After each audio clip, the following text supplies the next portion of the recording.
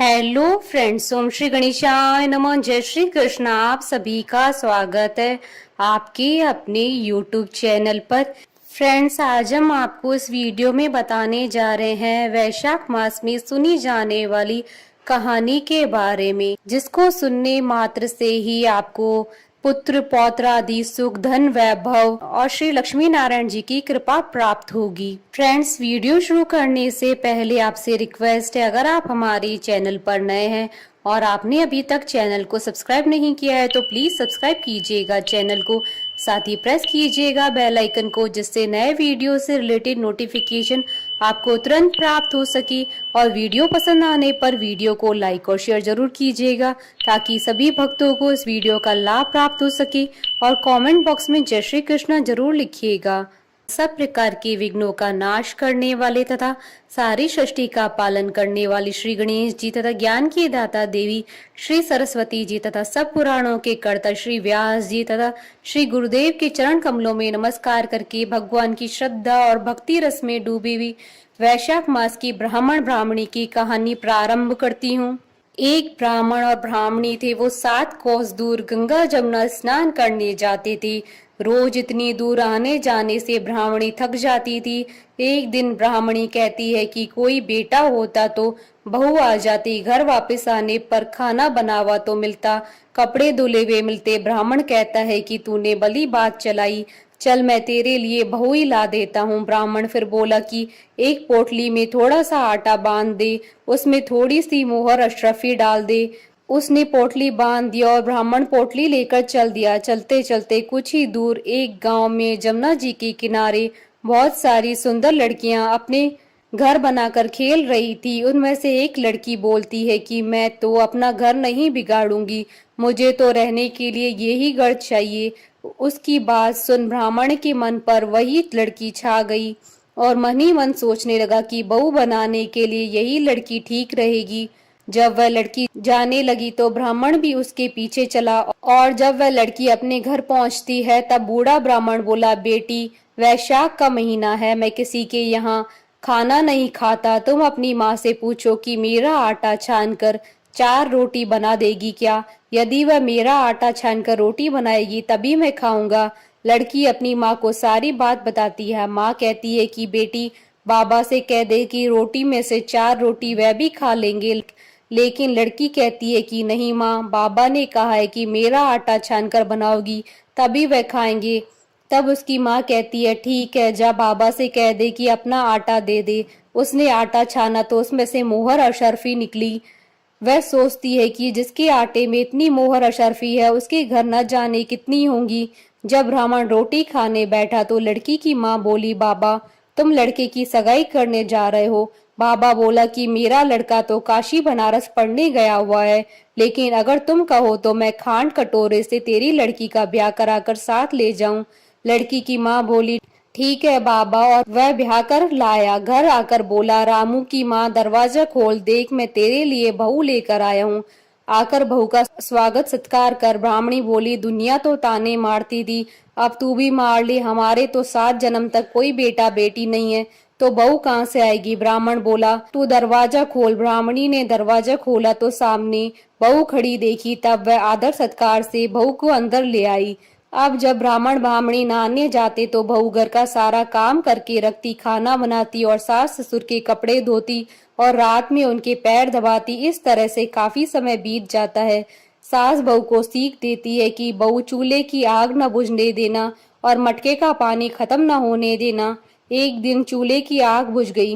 बहू भागी भागी पड़ोसन के घर गई और बोली, मुझे थोड़ी सी आग दे दो, मेरे चूल्हे की आग बुझ गई है। मेरे सास ससुर सुबह 4 बजे से बाहर गए हैं और वे थके हारे वापस आएंगे, मुझे उनके लिए खाना बनाना है।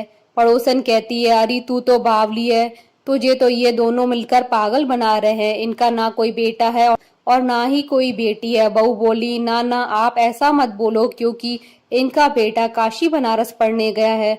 पड़ोसन फिर बोली, अरे तुझे ये झूठ बोलकर लाए हैं, इनका कोई बेटा नहीं है।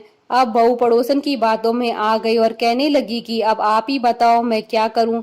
पड़ोसन कहने लगी कि करना क्या है, जब सास ससुर आए तब जली फूकी रोटी बना देना, अलूनी पलूनी दाल बना देना, खीर की कड़छी दाल में और दाल की कड़छी खीर में डाल देना।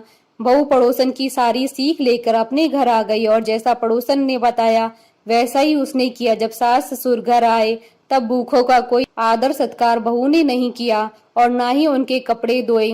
जब सास ससुर को खाना दिया तो सास बोली, बहू ये जली फूकी रोटी क्यों है और दाल भी अलोनी है। बहू पलटकर जवाब देती है कि आज यही खाओ सासू जी, अगर एक दिन ऐसा खाना खा भी लिया तो तुम्हारा कुछ नहीं बिगड़ जाएगा, मुझे तो जीवन भर ही अनूठी रहना है।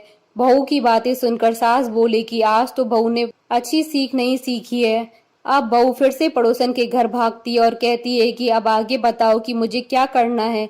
पड़ोसन बोली कि तुम सातों कोठों की चाबी मांग लेना। अगले दिन जब सास जाने लगी तो बहू अड़ गई कि मुझे सातों कोठों की चाबी चाहिए। तो ससुर कहने लगा कि दे दो इसे चाबी, आज नहीं तो कल चाबी इसे ही देनी है।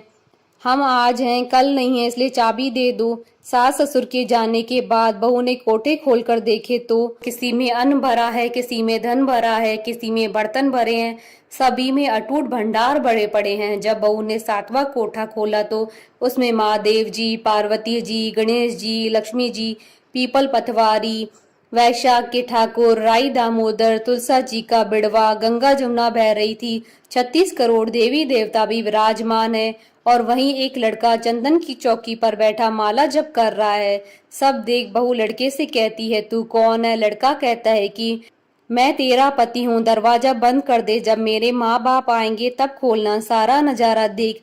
बहू बहुत खुश हुई और नाचती फिरने लगी, 16 श्रृंगार कर सुंदर वस्त्र पहन और सास ससुर का इंतजार करने लगी।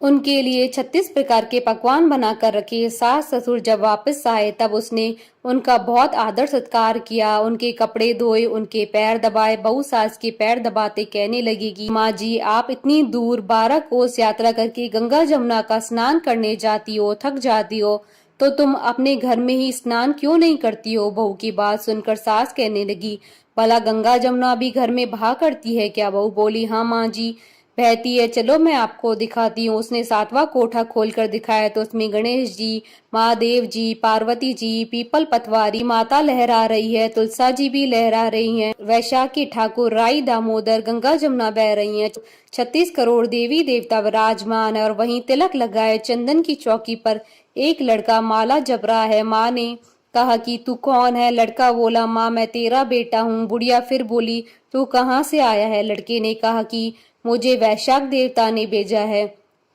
बुढ़िया कहती है कि बेटा ये दुनिया कैसे जानेगी, कैसे जानेगा? मेरे घर का धनी क्या जानेगी? देवरानी जेठानी क्या जानेगा? मेरा अगल बगल पड़ोस की तू मेरा ही बेटा है। बुढ़िया ने विद्वान पंडितों से सलाह ली तो वह बोले, इस पार बहू बेटा साथ खड़े हो जाए और उस पार बुढ़िया खड़ी हो जाए। बुढ़िया ने चाम अर्थात चमड़ा की अंगिया ब्लाउज पहनी हो, छाती में से दूध की धार निकले, बेटे की दाढ़ी मूछ भीगे, पवन पानी से गठजोड़ा बंधे तो जब जाने की यह बुढ़िया का ही बेटा है। उसने ऐसा ही किया। चाम की अंगिया फट गई, छाती से दूध की धार निकली, बेटे की दाढ़ी मूछ भीग गई, पवन पानी से बहू बेटे का गठजोड़ बंध गया। ब्राह्मण ब्राह्मणी की खुशी का पार न रहा, वे बहुत खुश हुए। हे वैशाख के ठाकुर, राई दामोदर, भगवान ने जैसे बहू बेटा उसको दिए वैसे सभी को देना। कथा अधूरी हो तो पूरी करना और पूरी हो तो मान रखना।